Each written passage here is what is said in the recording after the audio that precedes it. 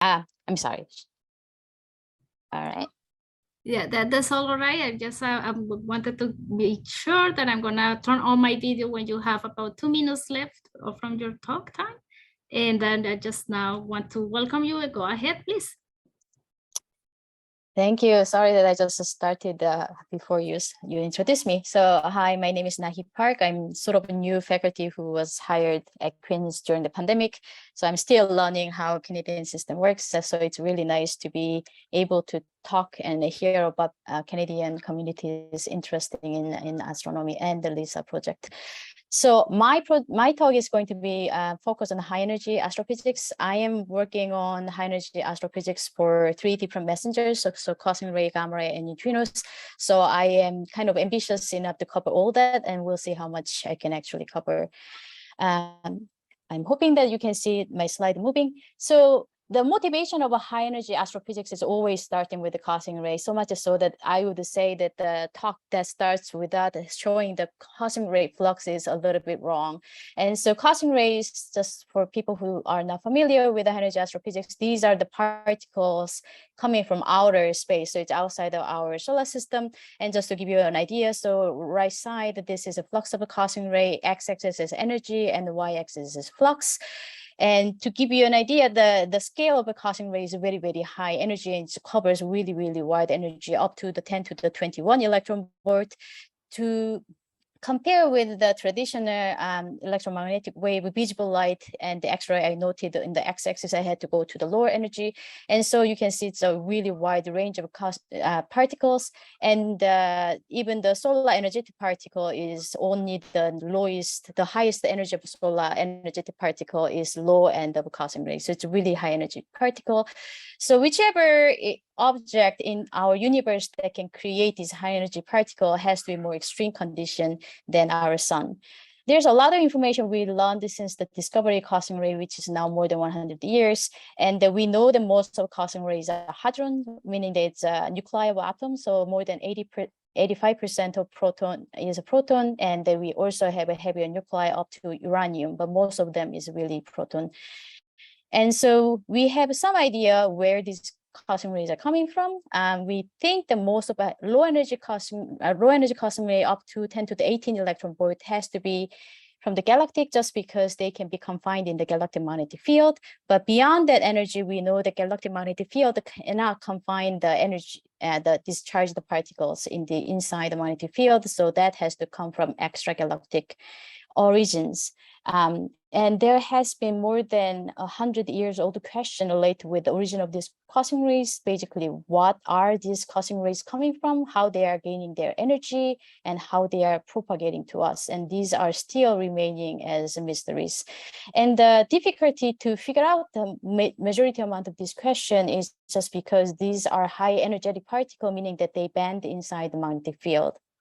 And also they do face a lot of interactions in their way to Earth, because the galaxy and the intergalactic magnetic field is a field with a radiative field as well as materials. So to illustrate the issues is this. So we have some source of cosmic ray that can accelerate the particle to the high energy, like supernova remnant. That was traditionally the favorite accelerator in our galaxy. And because again, cosmic ray is charged, so it's bending inside this complicated magnetic field around the source as well as inside our galaxy. So even if we can detect the direction of a cosmic ray at Earth, that will not give you any idea of where the source is coming from. The good thing is the particle interaction happens at the accelerator level as well as in the universe in the same mechanism that is fundamental physics. So proton-proton inelastic interaction happens, and as a byproduct, neutral particle is created. One of the neutral particle is gamma ray. And because these are neutral particles, they can just propagate straight line inside the magnetic field. So by measuring the gamma ray, we can track the direction and then figure out where this cosmic is coming from. So that's a good thing. The problem is gamma ray is also created from the low energy, from the leptonics, so electrons. To remind you, cosmic ray is more than 90% hadrons. So even if we can learn about electron accelerator in the universe, that will not solve the problem with the cosmic ray, because we need to figure out where hadrons are accelerated. The neutrino is really nice, which is also created as a byproduct of inelastic interaction, just because they are also neutral, so they can propagate directly to the Earth, but they are only generated by hadrons. So by combining the gamma ray and neutrino information, we can study about the accelerator of cosmic rays. That has been the motivation for this field for a long time. And extragalactic is a little bit more hard for the gamma ray, because there's a definite horizon of very high energy gamma ray. The gamma rays started to have an interaction with the EBL in our universe, so it cannot propagate more than the redshift of 1. But again, electrons, neutrinos case, they don't really interact very much, so they can penetrate a much longer distance compared to the gamma ray. So that has been another reason why neutrino has been important to understand the source of cosmic rays. Now, I think I will just briefly mention how we detect the high energy astroparticle, just because people may not be very aware of how we do. So basically, proton-proton inelastic interaction happens in the atmosphere, as well as it happened in our galaxy or outside our galaxy. So when that happens, secondary charged particle is created, and those particles can be measured by particle detector in the surface. Or these particles will move faster than speed of light in the air, so it will generate Cherenkov light, and the imaging atmospheric Cherenkov telescope can detect these particles interaction by measuring the Cherenkov light. And neutrino detectors can detect the muon coming from the cosmic ray air showers as well. But again, that is not the motivation. Measuring the cosmic ray is not motivation for the gamma ray or neutrino telescope. So when the gamma ray is going into an atmosphere, it goes through the pair production, and it's creating the electromagnetic air shower that also create the secondary charged particle, creating the Cherenkov light, and that can be also detected by imaging atmospheric Cherenkov telescope, or the particle generated from this air shower can be detected from the array of particle detectors. And so most current generation of gamma ray telescope is divided into two techniques, and Veritas is one of the techniques that is named as a Cherenkov image Cherenkov telescope. So what it does is measuring the Cherenkov light coming from the air shower. So these are typically having multiple telescope with the optical reflector that's very large, 12-meter or 20-meter reflector, and those light is focused on the camera, and that's how we measure the atmospheric Cherenkov radiation. Another type of technique that we use to measure the gamma ray air shower is by just detecting the particle distribution that is arriving at the surface. So these are typically located in a high altitude, and it's just particle detector in covering wide area. So HAC is one of current generation. Similarly, neutrino can interact. In this particular case, I'm showing the charge current interaction, and as a byproduct, it will create a high energy charged particle, in this case, a muon, and that will move faster than speed of light inside the ice, and then that can create a Cherenkov light. And so IceCube is using the optical detector like photomultiplier in the 3-dimensional array, covering very, very large area in IceCube, is basically covering the active volume of about cubic kilometer. And so by looking at how the muon is distributed and what is the energy, we can detect the neutrinos. And just to remind you, these are all background dominated measurements. So gamma ray's case, basically for the Veritas, I expect the background, the cosmic ray air shower to trigger the telescope about 300 Hertz. Versus the strongest stable gamma ray sources, which is CRAP, I expect it to have 1 gamma ray per minute, that level of background. The background issue is more severe for the high energy neutrino telescopes. In this case, I expect it to have about 10 to the 11 events from the atmospheric muon that will act like a muon. So it just penetrate as muon, so it will be registered as a muon event. And that's about 10 to the 11 per year. And the atmospheric neutrino, because interaction also create a neutrino in the atmosphere, that background is about 10 to the 5 events per year. Compared to that, the high energy neutrino event we observed with IceCube last 10 years is about 100. So that's really severe case of background dominated measurement that IceCube has to perform. So moving on to multi-messenger, the motivation is really try to understand how particle is accelerated. And we still do not know exactly what is the source of this high energy particle we are observing in the Earth, but we do have measured accelerator that can accelerate the either leptonic or hadronic particles to the highest energy that is above 100 GeV. So this is mainly by the gamma ray observation, because neutrino observation, we still haven't figured out what is the source of neutrino yet. And so gamma ray observation, we have detected the supernova remnant, pulsar nebula, nova, binary galactic center, micro-quasar jet interaction can create the gamma ray with energy higher than 100 GeV.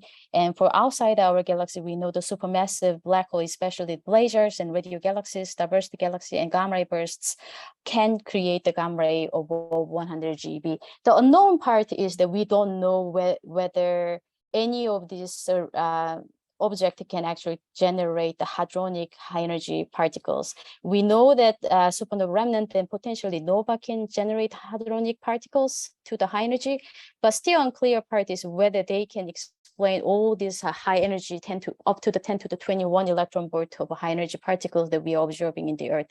So that is the main goal that we wanted to achieve in the high energy astroparticle physics. And I will move that one. And that one, I just wanted to show you the example of multi-messenger high energy astrophysics. As you have heard my struggling explanation about how everything works. By nature, high energy astrophysics is multi-messenger. We wanted to combine all the information from the different messengers to figure out the single question of how particle can be accelerated in which environment and why we are observing this amount of particular cosmic ray fluxes that we are observing at the Earth. So one of the famous multi-messenger high energy astrophysics event that you have heard probably is the Neutrino event that was triggered by the ice cube that happened in 2017. So this was a single event of a high energy through-going event measured by ice cube, and there was a huge amount of multi-messenger follow observation from the radio up to very high energy gamma ray, and then it turns out that direction, if you follow the direction of a neutrino, there was a flaring GeV and TeV gamma ray blazar that is the supermassive. That's an active galactic nuclei that is called TXS 0506 plus 056. And so that was a really exciting news. The one thing is this is a 3 sigma chance of coincidence. So there's a chance that it is potentially backgrounded with a 3 sigma. So nominal standard in this background dominated astrophysics is a 5 sigma. So this is referred, at least I would refer it as a hint that this maybe is the cause of the neutrino flux that we have discovered with ice cube, and may be able to explain the cosmic ray hadronic accelerator, but it is not firm detection, first of all, and second, it is not clear whether this kind of astrophysical object can explain all the fluxes that we are seeing in a high energy neutrino, and then also it is not clear whether this can explain every cosmic ray emission that we are seeing. So it's still very much ongoing processes, and we are looking forward to detect more of these kind of events. But if this is indeed a signal, it's really have a high impact to the field, because first of all, this is basically showing that a extragalactic object can accelerate the hadronic particle up to energy higher than 1 PeV, which is 10 to the 15 electron volt. And another thing is that it's also significantly increasing the total energy emitted by this object just by potentially detecting a single neutrino. So it's very important, and then we should understand and detect more of this kind of event to understand the nature of the object as well as nature of this kind of event.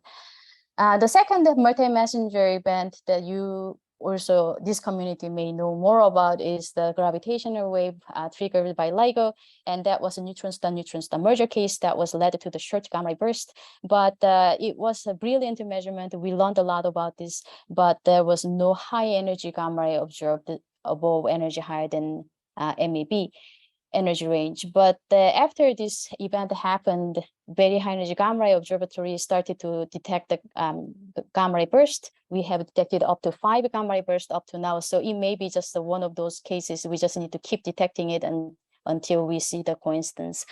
So that has been what we know up to now.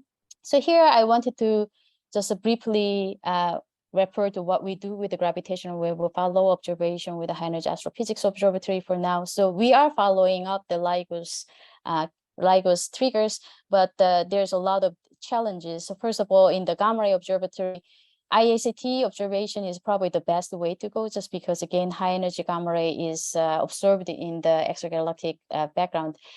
But the problem of IACTs is that it has a very small field of view. It's about 3 to 5 degree field of view, and we can only operate during the very quiet dark night. So we need to do the operating with automatic tilting observation, so we can really deeply observe the entire error range that is produced by LIGO. So that has been a little bit of limitation, but we are keep following, and up to now about 10 events were followed by Veritas, HESS, and MAGIC. Neutrino Observatory, we don't have any problem with the field of view, because IceCube and any neutrino observatory can actually basically look at entire sky with a varying degree of different sensitivity and different energy threshold, but we can look at the sky all the time. In this case, the particular problem, I would say, is more like background, just because the area being larger means that now you need to account for the larger background, and just comparing the sensitivity for the proton-proton interactions case, current generation neutrino telescope sensitivity is much worse than gamma ray current observatory. So again, we just need to build a better neutrino observatory probably to move forward. So when I was asked, sorry to rushing, I prepared much more slide. When I was hearing requested to talk about the LISA, I was thinking about what kind of new science study we can do with the LISA era. So I look at this gravitational wave spectrum and think about what would be potentially interesting. And one of the thing is that this is totally my personal list. So one of the thing is the studying of the population of stellar objects around the galactic center. So the galactic center is bright, very high energy gamma ray emitters, and we kind of expect it to also neutrino, but current neutrino telescope sensitivity probably is not enough to actually measure the flux just yet, but maybe next generation may have some idea. But also in the gamma ray, we see these diffuse ridge gamma ray emissions, and the nature of these emissions are still not quite clear. And so knowing about what kind of population of stellar objects are existing in the galactic center will clear out some of the understanding of what we are seeing in the gamma ray. And the binaries case, we have about 9 binary systems that has been detected in the very high energy gamma rays, and all are high mass X-ray binaries. And hunting for the very high energy gamma ray binary has been really, really hard, just because we don't have much clue to look at, because sometimes it's X-ray bright, sometimes it's not, sometimes it's GB gamma ray bright, sometimes not. So it has been a lot of effort to just randomly hunting through all the binary system. And so if LISA can provide the compact system, more like complete list of a compact system with a mass distribution and so on, and I think that may give us a little bit of insight. And if LISA can detect any of very high energy gamma ray binaries, then I think also that would be interesting to look into. And supermassive black hole binary is also interesting. I mean, supermassive black hole itself is the most popular very high energy gamma ray emitter in the extragalactic sky. And we do know that there's one known TB emitting supermassive black hole binaries. So it would be interesting to see whether there's more of these out there that we should actually look at it. Tidal disruption events is one of the favorite neutrino source candidates, just because a lot of masses are going to swallow into the supermassive black hole, and that may create a shock that can accelerate the particles. So we have searched for this kind of event with IceCube and haven't discovered yet, but they're just maybe just limited by sensitivity of current neutrino telescope. So what we wanted to learn by looking at this event is basically whether particular environment can accelerate the particle to the highest energy. And I believe more information about the system will be aiding our understanding better. And then LISA's gravitational wave observation would be fantastic to actually study about it. And if we have a multi-messenger observation together with the gravitational wave from this event, of course, we can test fundamental physics like LIVs and things like that. So I think there's a lot of things that we can work together. Just briefly, I know that I'm like 1 minute before. So briefly mentioning the future, Future gamma ray telescope is going to be organized as basically one gigantic Cherenkov telescope array observatory. So there will be 2 sites, and then this will be about 10 times better sensitivity than the current generation. In the right side, you can see x-axis is energy and y-axis is sensitivity, lowers better. So MAGIC has and Veritas is current ICT generation, and you can see the CTA is about 10 times better sensitivity. And the field of view will be much larger because it will have more than one. It will have a 50 or so telescopes, so they can arrange a little bit better. So if we had to tiling up the entire field of view of gravitational wave, it will be much fast and much efficient. For the large air shower array, there's a LASSO that is currently under construction, and there's a potentially SWGO in the south, but probably for the gravitational event, if it is extragalactic, CTA is a better deal. If it is galactic event, then LASSO and SWGO will have a contribution, but I still expect the best sensitivity of gamma ray skies coming from the CTA. For the next generation of neutrino telescope, there's an IceCube still operating very well. We have uptime of more than 95% with more than 95% of instrument working very well, and it has operating for 10 plus years. So hopefully it will continue at least a few more years and 10 more years if I had to have my wish list high. And then there's a next generation neutrino telescope under construction and in design phase.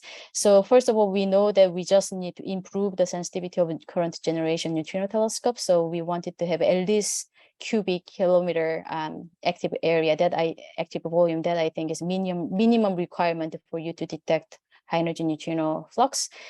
But we need more than that to actually detect the sources. So IceCube Gen 2's case is going to have about 10 times larger than current IceCube volume, and we'll have a 5 times better sensitivity than current volume. And KM3net and the P1 is going to be built under the water, which have a better angular resolution, which will reject the background better and localize the source better. Just before I finish my talk, I wanted to just introduce the P1, which is a very new generation of neutrino telescope, just because this is planning to build at the Cascadia Basin, which is just off from the Vancouver. And so it's going to utilize in the existing infrastructure of ONC, and hopefully we'll be able to make about 70 string detector with an active volume about 3 cubic kilometer scale. So it will be much larger than IceCube, and hopefully will contribute to study the constant event together with Lisa. Thank you very much, and I'm sorry that I was rushing a lot. Thank you very much, Nahee, for this very informative and thought-provocative talk. I think we are over time. I would encourage interested people to ask questions in the chat, and I'm gonna allow one question before we move on to the next speaker. So if anybody has a quick question, this is the time.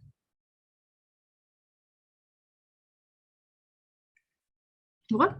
Right now, I don't see any questions. So thank you very much again, Nahee. I appreciate that a lot.